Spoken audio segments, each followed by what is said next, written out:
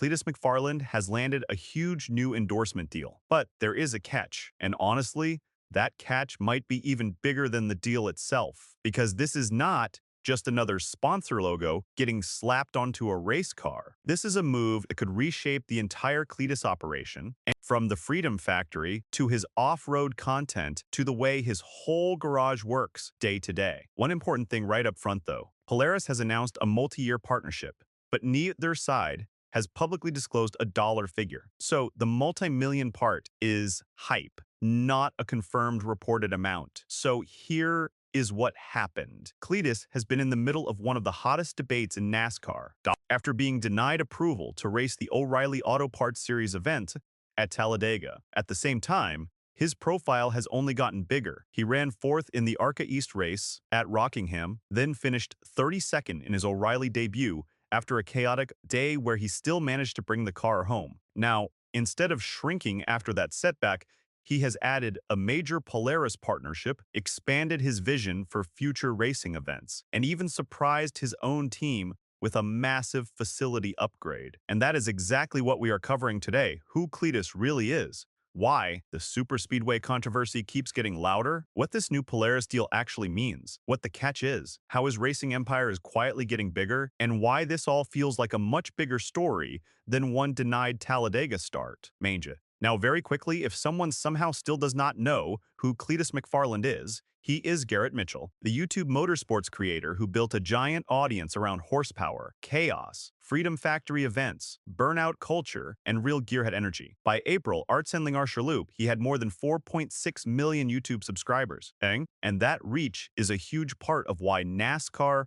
Richard Childress Racing, and now Polaris all see real value in being around him. He is not just a content creator anymore. He is a brand, a promoter, a track owner, and now a driver trying to push deeper into sanctioned stock car racing. And that brings us to the controversy, because this is where the whole conversation gets tricky. Cletus was denied approval for the April 25th O'Reilly Series race at Talladega after NASCAR reviewed his Rockingham performance and decided they wanted to see more progression first. Officially, the reasoning was experience and safety. John Probst made it clear that McFarland is currently approved for ARCA, all truck races, and O'Reilly short tracks, but not yet superspeedways in that series. Steve O'Donnell then added that the process is basically race by race, and that NASCAR wants to see continued progression before moving him forward. That is the official line. But here is why the debate refuses to die. A lot of fans look at NASCAR every single week and see established drivers spin, crash, misjudge corners, miss pit road, or wreck each other. And yet Cletus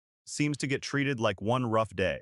Means he needs to be held back from the next step. And I get why that annoys people. At Rockingham, yes, he was loose multiple times. And yes, he finished 6 laps down, but he also completed the race, avoided destroying the field, and earlier that same day scored a 4th place finish in the ARCA East event. That is not domination, but it is also not nothing. When you add in the fact that NASCAR itself admits he is hugely popular and good for the sport, it is not hard to see why some fans think he should be moved along faster than this.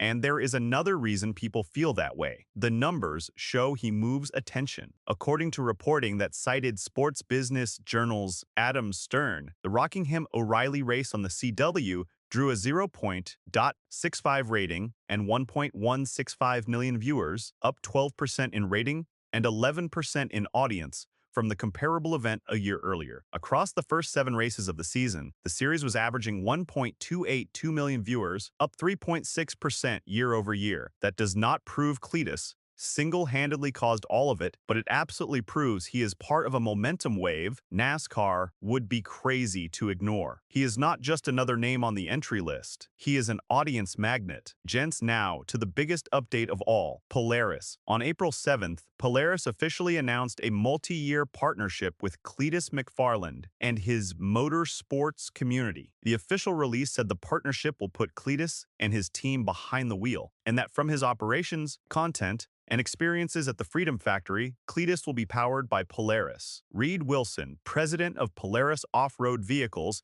said Cletus brings energy, passion, and authenticity that reflects what American motorsports is all about. Cletus answered in his own style, saying Polaris fits his world of freedom, horsepower, and having a good time. It is the headline version. But the catch is where this gets really interesting, because this is not just a race sponsorship. That is the catch. This deal is much bigger than sticking Polaris on a fire suit or putting a logo on the side of a vehicle. Polaris is being integrated into the entire Cletus ecosystem. Their own language makes that pretty clear. They are talking about operations, content, experiences, Freedom Factory activations, experience, and giving fans new ways to be part of the action. Powersports Business described it as a partnership that opens the gates for content and experiences with his community. Off-Road Extreme framed it as Polaris jumping into the chaos of the Freedom Factory to amplify builds and hands-on fan involvement. In other words, Cletus did not just sign a sponsor. He signed a brand that now has a lane into how his whole world runs. That is why I say the garage will revolve around Polaris now, not just the race car, the whole machine, you know? And if you look at it from a business angle, you can see why Polaris wanted this. Cletus already has the audience. He already has the facilities. He already has a culture that people do not just watch, they follow. Polaris is not buying random exposure here. They are plugging into a built-in fan base that shows up for the freedom, UBACT, for Crown Vic chaos, for drag events, for shop content, for track life, and now for sanctioned racing, too. The official release and follow-up trade coverage both stress the same thing, differential. This is about creating more ways for fans to engage through content and real-world motorsports experiences. That means Polaris is not just backing a person, they are backing an ecosystem.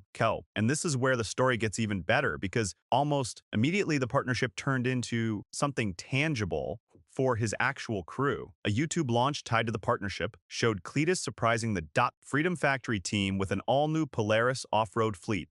As per reports, he surprised the Freedom Factory crew with new Polaris equipment, and people reported that the partnership would help upgrade equipment at the Freedom Factory in Florida. So the deal was not just announced in some abstract PR language. It started changing the tools and infrastructure around his team right away. That is a big deal, especially when your whole brand depends on running events, maintaining facilities, filming content, and keeping operations moving every single week. Honestly, that is the part of this story I think a lot of people are missing. The catch is not that Polaris is going to limit Cletus. The catch is that Polaris now has fingerprints on the full operation. The Freedom Factory crew, the vehicles, the off-road content, the fan experiences, the marketing, the events, the whole vibe can now be shaped by that partnership. That is powerful, but it is also a shift. Cletus built his world on independent chaos and his own brand identity. Now, a major corporate partner is woven directly into the engine bay